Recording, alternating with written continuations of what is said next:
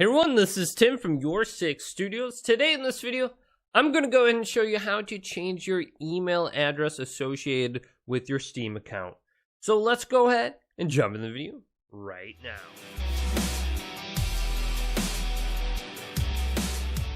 So you have a new email address and you want to change it with your Steam account. How would you go ahead and do that? Well, this is very easy to do. In the upper left side of the screen, if we go to Steam and select this and then go to settings, then just under account, we can change the email address located right here. So let's select this option. Now it's going to give us two options under this list. It says, how would you like to change your email address? The first one will send an email verification code to the email address you currently have listed.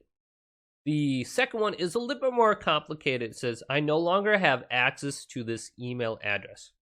Now you're going to have to go through the steps located on here. It says, please provide the new email address you want to use. Then tell us about your Steam account. What was the first email you used on this account? Provide a phone number from your account. And anything else we should know about the issue you're having. Then go ahead and remember to send it. So I'm going to choose the first option. Email account verification code. So let's select this.